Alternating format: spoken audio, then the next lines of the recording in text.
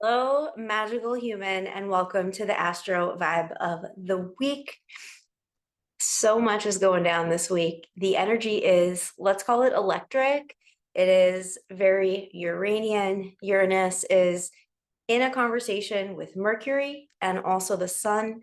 And we have a full moon on Wednesday morning. So let me share the energy that's coming.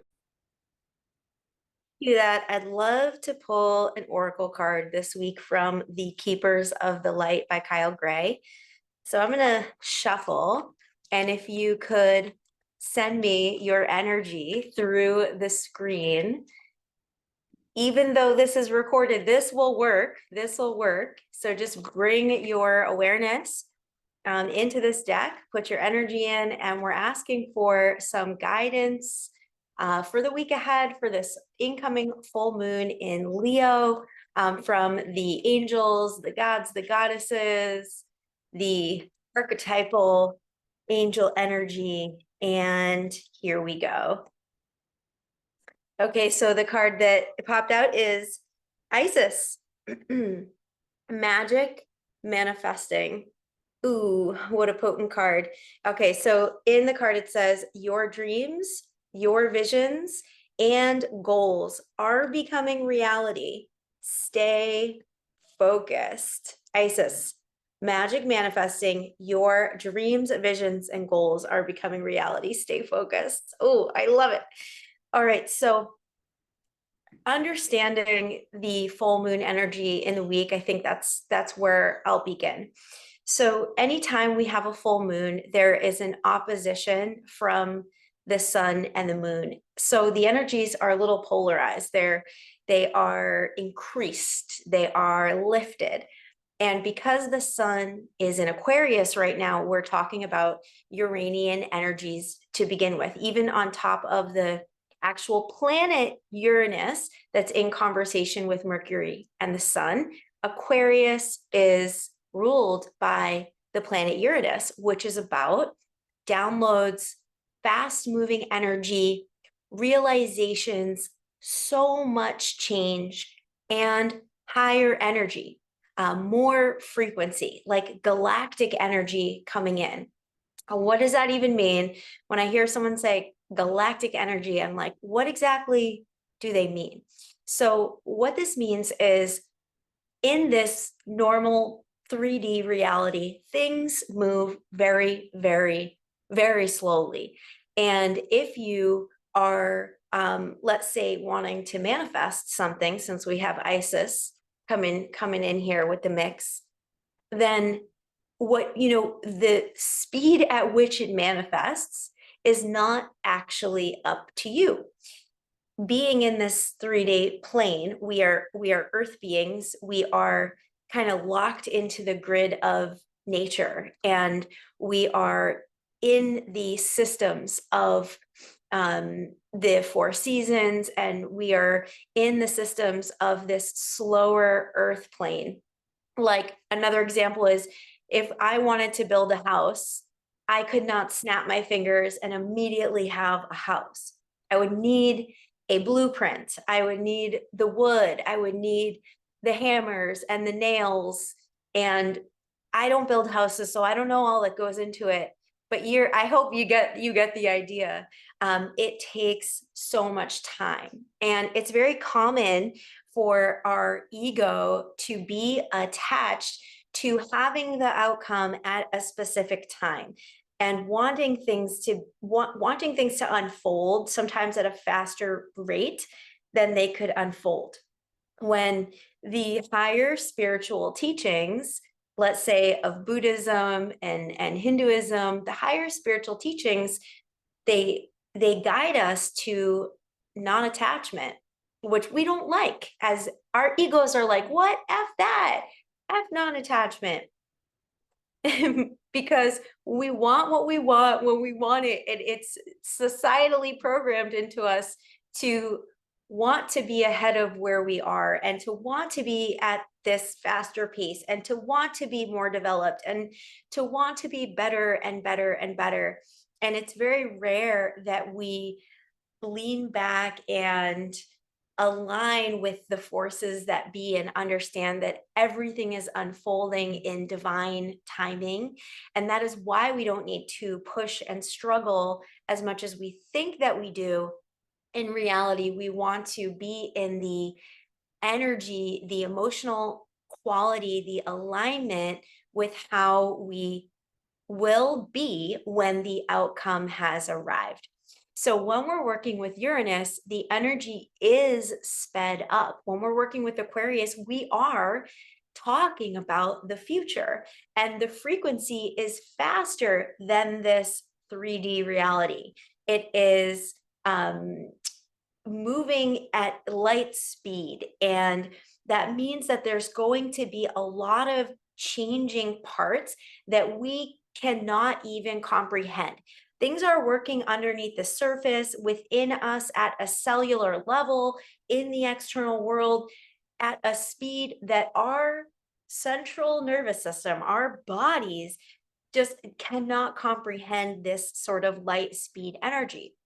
However, if you have ever visualized, like close your eyes and imagine something, like if you close your eyes and you visualize an ocean, now you are at in two places at once. Your body is in one location, your mind is in another location. So we do have this ability to almost time travel or astral travel and get into the higher conscious realms, which is very Aquarius when we're working with the part of the brain that is consciousness, that is the pituitary and the pineal gland, that can project out into the future, beam out into the future and into our minds, something that is not actually in our reality. So this is really potent to tap into on an Aquarius full moon, because we've got these higher downloads coming in. We know that there's a recalibration going on that our human brains and bodies can't possibly fathom. And so, with all of these changing parts, it's really up to us to ground ourselves and to tap into our body and use our visualization, our conscious mind, our ability to imagine to the best of our ability while we're in this part of the year. Now, if you're in a colder area of the world and you are in deep winter, it's very hard to connect to this warm, loving energy because it is cold. It's been dark for a really long time. We're in the deepest part of the winter, and we can feel like we want to be ahead. We want to be out of this place that we're in. And there is a reminder here to get back into the body, back into what you're grateful for in this current moment. Because when you're in the energy of gratitude, when you're in an alignment of being exactly where you are and being able to tune into what you love about where you are, even if you really have to reach for it, it takes a little long. That is the frequency, that gratitude frequency, that loving energy that is going to catapult you when things do move forward at a much faster rate. It takes so much patience and it takes so much trust. And this is the cycle of the year every year when we're in this Aquarius season, where things can feel really far from our grasp in terms of what we want to build or create or bring into the world, or just feeling like totally free. Oftentimes, with all this Aquarius energy, there is a recalibration happening. And so, just like this Isis card, it is, just trust. We're trusting that all of these things are unfolding in the timing that they are meant to. And on that same note, I always like to tap into the fact that we are where we are because this is the exact place that we need to be to learn what we need to learn to get to that next chapter. And if we skip over chapters, we have not built that solid foundation, and we're building, on a shaky ground. So whatever is in front of us is a divine teaching. Whatever is exactly in front of us right now is this divine teaching for the next chapter in our lives. Okay, so that's this Aquarian galactic downloads, high energy, shifting, changing, new awareness energy that's coming through, that might feel a little bit like we're in a boat and the boat is getting rocked. And maybe it's like a dolphin, like maybe there's like a 100 dolphins rocking our boat, and we can imagine it that way. What a silly analogy. Hopefully, I'm not going to edit that out. I'm just going to keep it there. Okay, so the sun in Aquarius is opposing the moon, right? And that means that the opposite sign of Aquarius is Leo. And Leo is the energy of the heart. So when we talk about Leo, we're talking about the warming energy. Opposite of Aquarius is this warm fire sign, Leo. And it is about the self, and it is about how you relate to and connect to yourself, your identity, and who you are. Aquarius is way out there. It is the future. It is the collective. It's what is for the greater good. And Leo is right in the center of our being, in the heart space where your soul resides. So on an Aquarius full moon, we have this solar energy shining into our heart spaces. And with these Aquarius Leo polarity, we're talking about coming into a place where you have grown so much, you have been through so much in your life, you have had so many experiences with your heart on your journey to becoming, accepting, honoring, and celebrating who you truly are at the deepest level possible.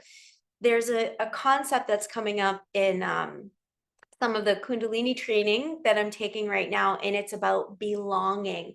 And this is perfect for Leo and Aquarius, because what most humans attempt to do is to fit in, right? We throughout our lives, and I obviously can't speak for everybody, but you go throughout your life, and especially when you're a kid, it's like you just want to fit in. You want a friend, you just fit in. And the more that you try to fit in, the less like yourself that you feel, and the more shallow the experience becomes, and the more inauthentic things become. Now, when you are your whole self and you are accepted by others as your whole self, that is belonging. Unfortunately, in our human reality, we won't always be accepted, and that has to be okay. So the journey of this Leo energy is, can I be who I be? Can I be 100% myself and trust that I will find the people, this is Aquarius, that accept me, that accept me exactly who I am, and don't want to change me, and I don't have to fit in. And that is the power of belonging. And it's part of your second chakra. It is the ability to feel 100% yourself in your uniqueness, with all your weird quirks, with all your messiness, with all the different parts of yourself, and then be able to show up as who you are. And when you're in a space where others accept other people's differences, you experience a sense of belonging.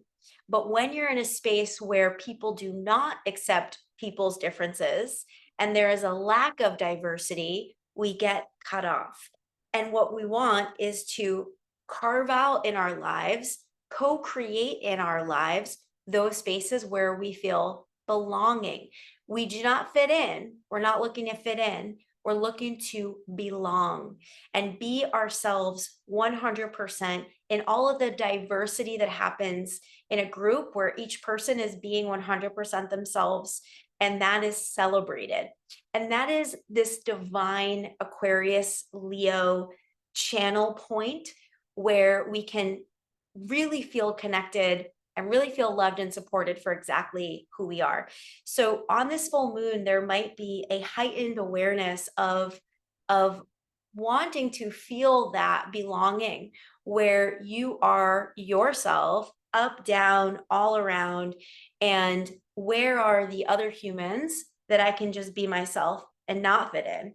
I'm not going to fit in because I am unique and I am different, and that is what makes the power of the group so strong. And you know, it's in Buddhism, we talk about oneness. We are all one. There's this eighth chakra that connects us all together, and that does not mean that we are a homogenous, same weird blob of energy. Absolutely not. We want to lean into our uniqueness, and the diversity in that is what strengthens the oneness. So we are both one, and we are both our own individual selves. And that's going to come up into our awareness on this full moon in Leo.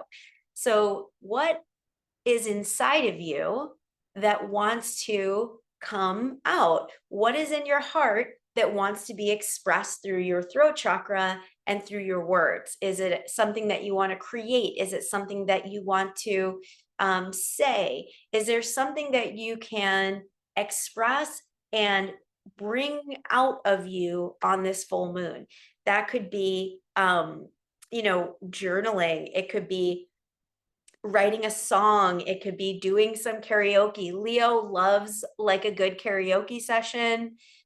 Yes, there are very many shy Leos.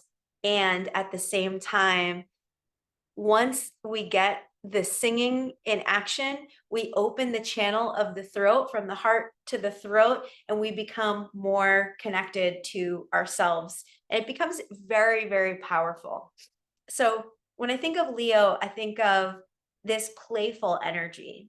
Like Leo is the fifth house. It's where our creativity resides from. It's where it's also the house of kids and children. And so if you think about, you know, how kids interact and play when before society has gotten to them and molded them and told them what to do and what's wrong and all of that kind of thing, their mind is open. They have really strong imaginations. They have a really strong instinctual awareness of what is good, what is intuitively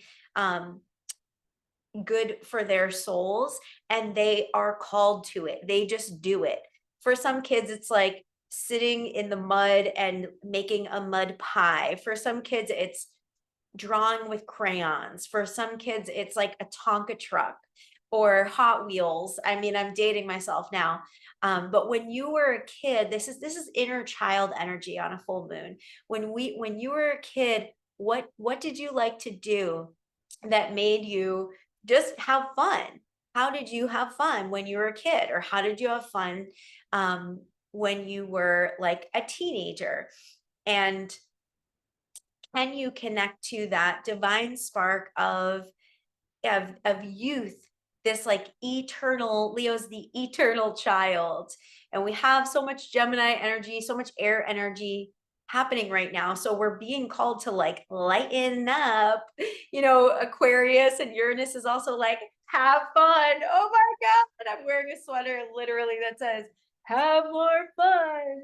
I'm a Capricorn. This is a lifelong journey for me to have more fun. So this week, you know, it could feel rattling, it could feel surprising, it could feel shaky for some of you, but it could also feel like the energy is moving faster in a way that feels like you're getting closer to where you want to be. And while we have Jupiter and Gemini, we have all this Gemini energy. Gemini and Leo are these like childlike, playful, silly energies. So how do you tap in? How do you tap into that playful part of yourself? How do you tune into the part of you that is light and silly and is not taking themselves too seriously and is not taking this journey too seriously? because that's part of that's part of what we're learning through the archetypal energies right now. Can you remember to laugh? Can you remember to have a good time? And what does that look like for you?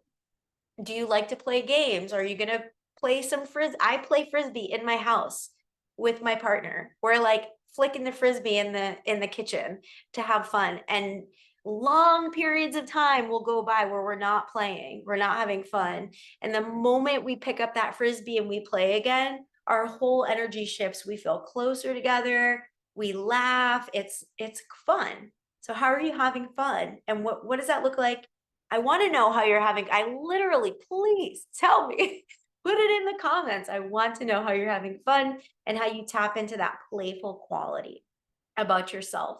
Now, the last level of this Leo energy is self-acceptance, accepting myself without the need for external validation. And this one might really hit where it's part of that. Can you be yourself 100%, understand that you belong in your uniqueness without the need to get validated from the external world? That's a huge, deep, profound lesson for the Leo archetype. Because when they're children, they're like, am I doing it right? Is this right? They want that support. And when you're a kid, there's nothing wrong with that, right? It's like a beautiful, beautiful thing. And then as we grow older, if we are still learning this Leo archetypal energy around true self-love and true self-acceptance and really loving every part of you without needing it to be validated on the outside, loving what you have to create, like whatever your creative art is. Maybe I want to give you examples, but it's like when I'm the kind of, when I was a kid, I liked to choreograph. And so I would choreograph a dance and I would do it with my friend, and then we would perform it, we would perform it for our parents and be like, look at me, look at me. Was it good? Was it good? And the parents are like, yay, good job. You did great. And that validation meant so much. And then as I become an adult, I notice that I don't dance as much. And so my question is, am I dancing for them or am I dancing for me?